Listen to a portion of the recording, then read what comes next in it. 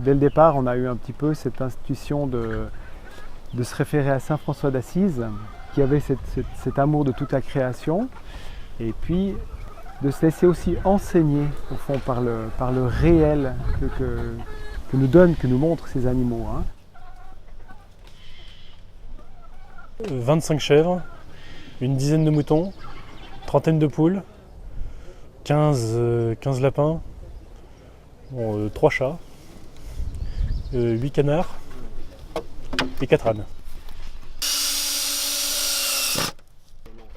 Pour quelqu'un qui a vécu des grosses casses dans la vie, s'occuper des animaux, ça détourne au fond de mes propres blessures, puis ça me permet de m'accrocher à quelque chose de sympa.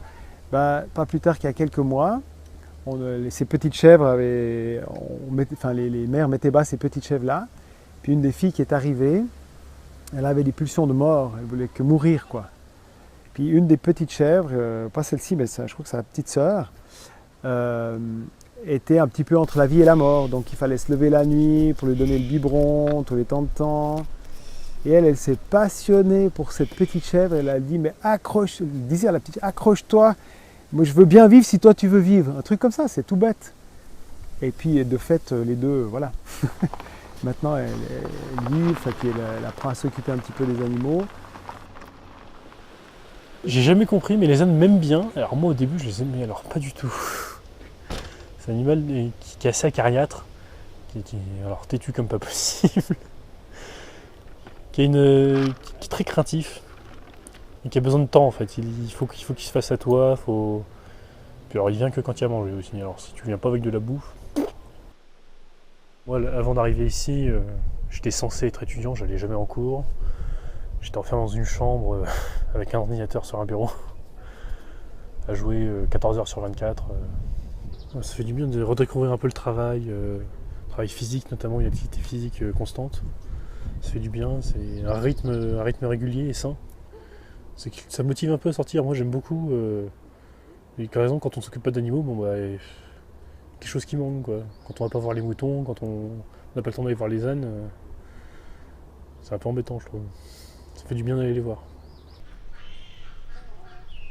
L'enjeu de la présence des animaux, c'est vraiment à la fois une accroche affective pour la personne en accueil et puis une accroche au réel.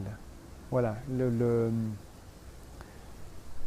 besoin de l'animal prime sur mes états d'âme. Mais je peux avoir des états d'âme, j'en aurai, c'est impossible de ne pas en avoir, mais ça permet de prendre une distance par rapport à ces états d'âme qui peuvent être des détresses profondes. Hein.